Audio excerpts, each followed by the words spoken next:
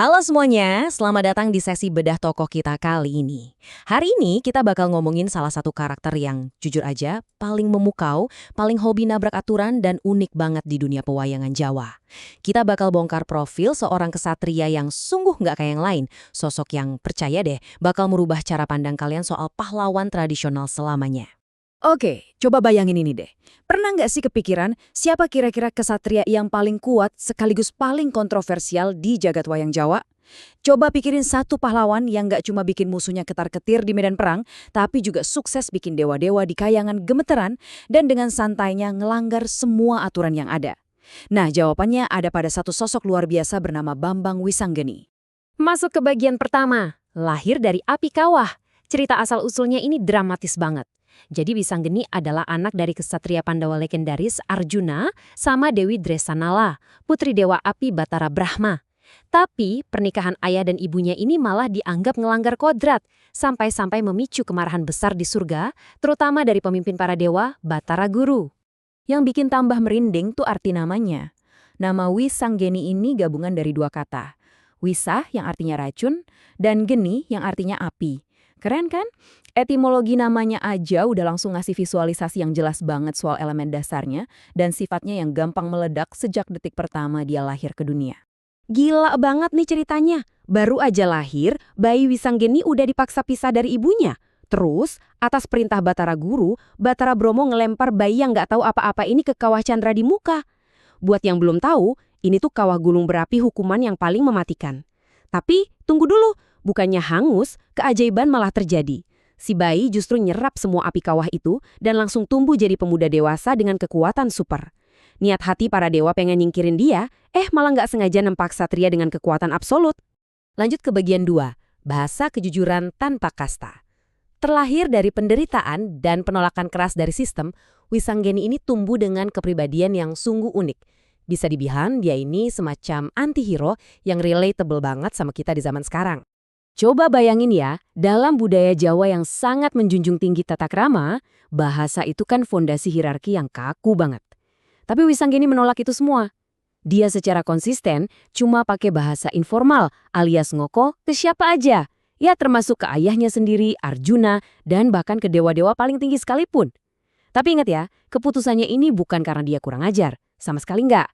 Ini tuh simbol kejujuran mutlaknya dan penolakannya terhadap segala bentuk kemunafikan dan hierarki kasta. Dia cuma mau ngomong jujur, apa adanya.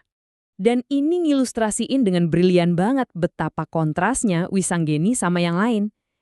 Kalau kita bandingin dia sama saudara tirinya, Irawan ini kan ibunya anak pendeta, sikapnya kalem, sopan, bertarungnya pakai panah, dan takdirnya gugur di medan perang konvensional.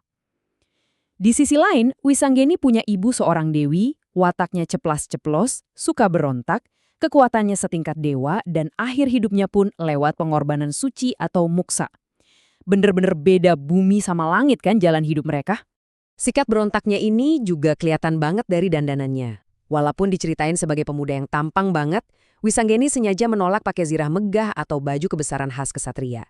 Dia lebih milih tampil bersahaja, seringnya cuma pakai penutup kepala sederhana yang disebut topong. Ketidaksukaannya sama baju pamer ini sejalan banget sama cara dia lihat dunia. Dia nggak butuh kepalsuan buat nunjukin siapa dirinya yang sebenarnya. Sekarang kita masuk ke bagian ketiga, kekuatan yang ditakuti para dewa. Nah, bagian ini seru banget. Kemampuan Wisanggeni ini ada di level yang jauh beda dari karakter lain. Mari kita bedah bareng-bareng. Kalau ngelihat kekuatannya, rasanya kita kayak lagi baca statistik pahlawan super.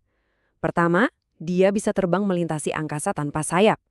Kedua, dia nguasain ambles bumi, jadi dia bisa nembus dan jalan di dalam tanah sebebasnya. Ketiga, dia punya kemampuan waskita, artinya dia bisa baca pikiran orang dan tahu persis masa depan bakal kayak gimana. Dan yang terakhir, tubuhnya itu kebal mutlak dari senjata apapun, plus bisa mancarin hawa api yang super panas kalau lagi marah. Gak heran kan, kalau kekuatan mentahnya ini sukses bikin kerajaan para dewa merasa sangat terancam.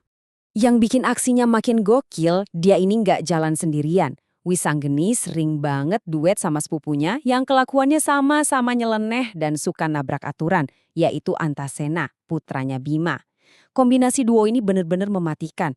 Karena mereka berdua menolak keikat sama aturan politik Dewata, justru merekalah yang sering banget turun tangan buat nyelamatin Pandawa, apalagi pas keluarga mereka lagi terjebak di intrik jahat Kurawa atau jalan buntu urusan gaib.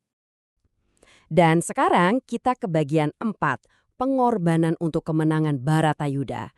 Nah, di balik semua keberanian, kekuatan, dan sikap ceplas-ceplosnya tadi, mari kita turunin temponya sebentar buat merenungkan akhir perjalanannya yang sangat filosofis dan mengharukan.